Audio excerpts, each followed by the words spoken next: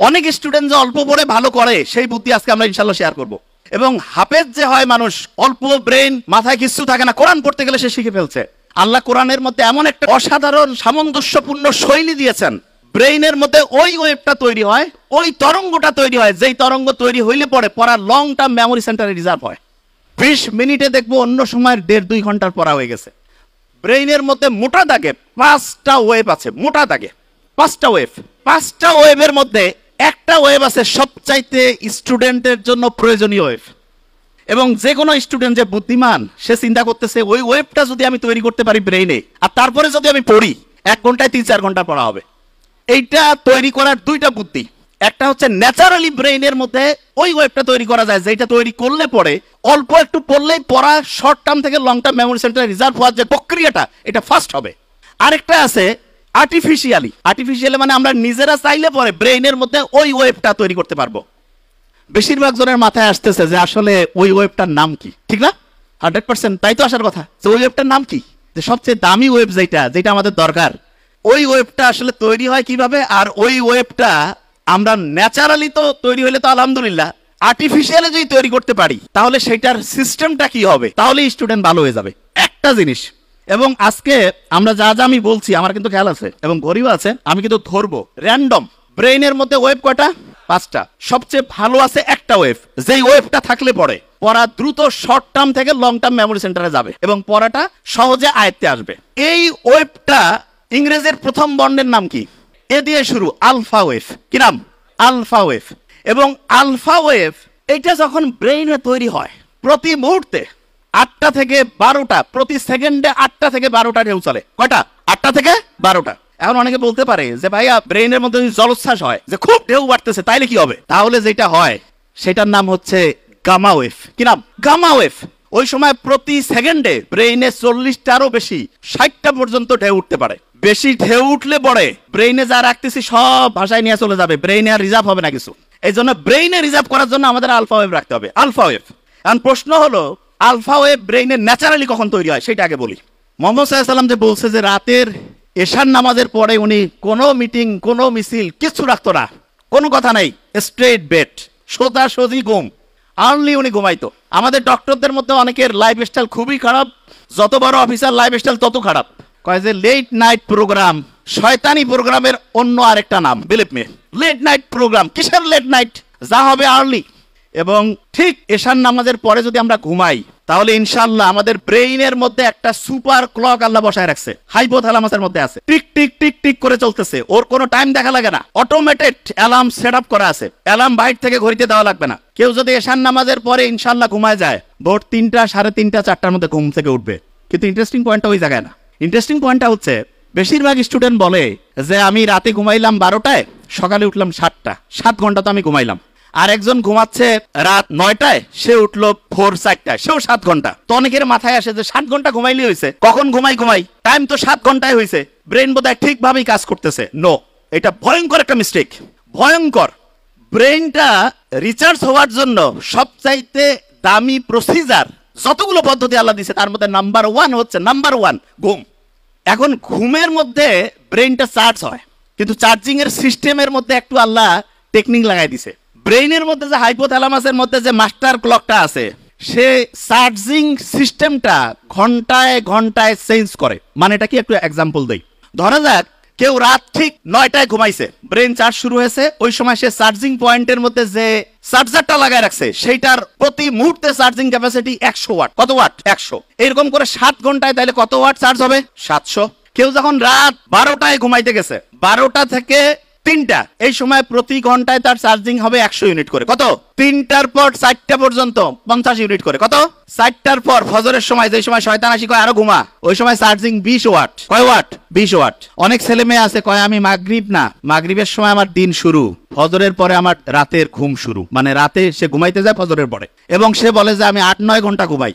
Early morning ফজরের নামাজের পরে ওই সময় চার্জ হচ্ছে 10 ওয়াট। কয় ওয়াট? 10 ওয়াটে সে যদি 10 ঘন্টা ঘুমায়, চার্জ কত ওয়াট হবে? আর আর্লি ঈশান নামাজের পরে 1 ঘন্টায় কত ওয়াট? 100। যে কাউকে যদি আমি বলি যে 100 টাকা একটা দিব আর একটা $100 দিব, কোনটা নিব? মূর্খ কবে ভাই আমার ডলার লাগবে, ঠিক না? তাহলে যারা বুদ্ধিমান বুদ্ধিমতী তারা রাতে আর্লি ঘুমাবে নাকি ফজরের সময় ঘুমাবে? আর্লি ঘুমাইলে কি ডলার পাবো না টাকা পাবো? 100 ওয়াট করে প্রতি মুহূর্তে চার্জিং হবে। এখন অনেকের মাথায় একটা প্রশ্ন আসে যে ভাই এটা কিভাবে কাজ করে, কারণটা কি? আল্লাহ ওই যে ঘড়ি হাইপোথ্যালামাসের মধ্যে বসায় রাখছে, সেইখানে ঘুমের মধ্যে দুইটা ভাগ করছে। একটা হচ্ছে ডিপ স্লিপ, কি নাম? আরেকটা হচ্ছে বলা যেতে পারে হালকা স্লিপ। বুঝার জন্য কি স্লিপ? হালকা। তার মানে একটা হচ্ছে ওই যে চার্জিং এর জন্য আছে না পাওয়ারফুল চার্জিং, খুব দ্রুত হয়, এইটা হচ্ছে ডিপ স্লিপ। কি স্লিপ? Deep sleep. আল্লাহ এমন মেকানিজম করছে, ডিপ স্লিপটা হবে রাত 9টা-10টা থেকে শুরু করে ভোর 3টা পর্যন্ত। কয়টা? রাত 9টা-10টা থেকে ভোর 3টা। এবং ইন্টারেস্টিং পয়েন্ট, আমরা যে ঘুমাই প্রত্যেকটা ঘুমের চক্র 90 মিনিট। ফুটবল কতক্ষণ করে চলে একটা সেশন, একটা ম্যাচ কতক্ষণ? 90 মিনিট। এই 90 মিনিটের মধ্যে এইরকম একটা ম্যাচ হয়ে গেল, আমার ব্রেইনের মধ্যে একটা সাইকেল পূরণ হয়ে গেল। কয়টা সাইকেল? একটা। এবং প্রথম রাতে আমি যখন ঘুমাবো, প্রথম রাতে, তখন আমার ডিপ স্লিপটা বেশি হবে। ডিপ স্লিপ যখন বেশি হবে তখন মূলত আমার চার্জিংটা হাইয়েস্ট লেভেলে হবে। কি লেভেল হবে? হাইয়েস্ট লেভেলে। আচ্ছা, যে জায়গায় আমি ছিলাম, প্রত্যেক স্টুডেন্টের মধ্যে যে প্রশ্নটা আসছে, আমরা তাহলে ঘুমাবো ঠিক এশার নামাজের পরে, তাহলে আমাদের ব্রেইনের চার্জিংটা হবে 100 ওয়াটের। আচ্ছা, পড়ার ক্ষেত্রে মোস্ট ইম্পর্টেন্ট, ব্রেইনে কোন ওয়েভ দরকার? Alpha wave. ন্যাচারালি আলফা ওয়েভটা আমি পাবো আর্লি মর্নিং। আর্লি মর্নিং মানে হতে পারে ভোর 4টা-5টা থেকে সকাল 8টা-9টা। এই সময়ে ব্রেইনে আলফা ওয়েভ থাকে এবং আলফা ওয়েভের ঢেউ প্রত্যেক মুহূর্তে 8 থেকে কত? 8 থেকে 12। এই সময় 1 ঘন্টায় যে পড়া হবে, দিনের অন্য সময় যখন ব্রেইনে আলফা ওয়েভ নাই, ওই সময় ওই 1 ঘন্টার পড়া পড়তে 4-5 ঘন্টা লাগবে। তার মানে হচ্ছে একটা মুসলমান স্টুডেন্ট বা যে কোনো, সে যে ধর্মেরই হোক, কারণ ব্রেইন সবার জন্য সেম ওয়েতে কাজ করবে। আল্লাহ সবার জন্য কিছু জিনিস ইউনিভার্সাল করে দিয়েছেন। একটা ব্রেইনের মধ্যে আলফা ওয়েভ তৈরি করে যখন স্টুডেন্ট পড়তে থাকবে, তখন দেখা যাবে যে সেই স্টুডেন্ট 1 ঘন্টা পড়লে পরে 4-5 ঘন্টার পড়া তার ব্রেইনের শর্ট টার্ম থেকে long term memory centre reserve হওয়ার প্রক্রিয়া গতিশীল হবে। তার মানে যেই স্টুডেন্ট আর্লি মর্নিং করবে সে আলফা ওয়েভ পাচ্ছে এবং তার পড়ার গতি খুব দ্রুত হচ্ছে। এটা হচ্ছে ন্যাচারালি। এখন অনেকে বলতে পারে যে ভাই আমি ন্যাচারালি তো জানলামই, আমি কৃত্রিম ভাবে ব্রেইনে আলফা ওয়েভ তৈরি করতে চাই, সেইটার কোনো বুদ্ধি আছে কিনা? এটা সবচেয়ে ইন্টারেস্টিং যে আমি কৃত্রিম ভাবে যদি তৈরি করতে পারি, যখন মন চাইলে তখন ব্রেইনে আলফা ওয়েভ নিয়ে আসলাম, তার মানে অল্প সময়ে পড়লাম, পড়া হিউজ ভাবে হচ্ছে ইম্প্যাক্ট করে ফেললো। এইটার জন্য আল্লাহ অসাধারণ একটা সিস্টেম দিয়েছেন আমাদের, এবং আমি আশা করব যে কোনো পর্যায়ের লোক, যে কোনো, এখন থেকে এই জিনিসটা ফলো করতে পারে। সেটা কি? বিজ্ঞানীর অবাক হয়েছে, আমরা যখন নামাজের মধ্যে দাঁড়াই, নামাজ যখন কেউ পড়ে এবং মন দিয়ে নামাজ পড়া বলতে কি আমি এখন একটা ঘটনায় আসছি, মন দিয়ে কেউ যখন নামাজ পড়ে, ওই সময় তার ব্রেইনের মধ্যে আলফা ওয়েভ তৈরি হয়ে যায়। কি হয়? Alpha wave. নামাজ পড়ে আসলাম, এবং ইসলামে কিন্তু ফরজ নামাজটা মসজিদে পড়ার পরে অন্য যে কোনো নামাজ বাড়িতে পড়তে উৎসাহিত করছে। আমার তো মাঝে মধ্যে মনে হয় যে বাড়িতে নামাজ পড়েই বইটা একটু হাতে নেওয়া উচিত। বইটা একটু হাতে নিলাম, নিয়ে একটু যদি পড়ি, ব্রেইনে আলফা ওয়েভ তৈরি হয়েছে। আচ্ছা, অনেকের মাথায় প্রশ্ন আসে যে ভাই নামাজ পড়লাম, ব্রেইনে আলফা ওয়েভ তৈরি হলো, কতক্ষণ থাকবে? এটা বোঝার একটা এক্সাম্পল দেই।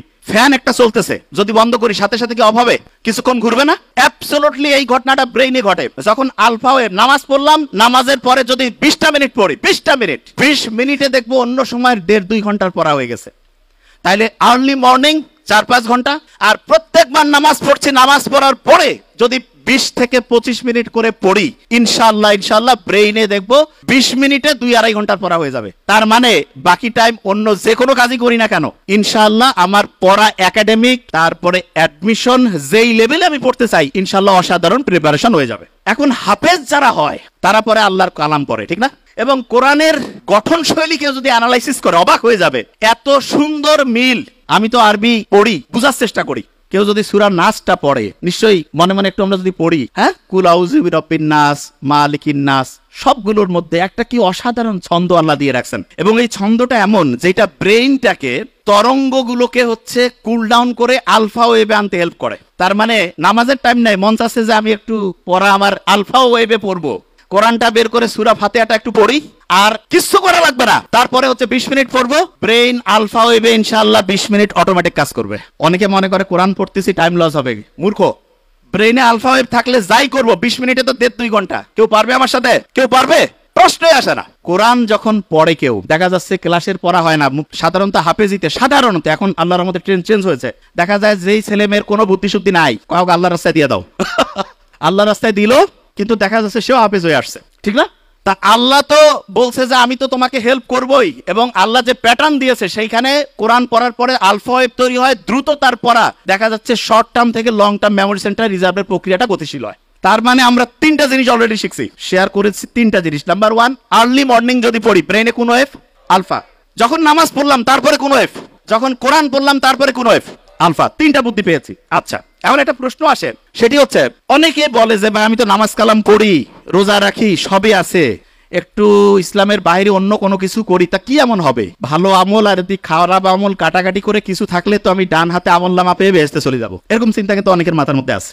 তাই এইরকম একটা প্লেনের মধ্যে 2 জন যাত্রী পাশাপাশি বসা, একজন মুসলমান আর একজন অন্য ধর্মের বলতেছে যে অফার করছে যে একটু ওয়াইন খাও, তা বলছে না না আমি কেন ওয়াইন খাবো, আমি মুসলমান। আরে বাবা তুমি কি এখন মসজিদে আছো নাকি, ওয়াইন খেলে কি হবে? বলছে না আমি ওয়াইন খাই না।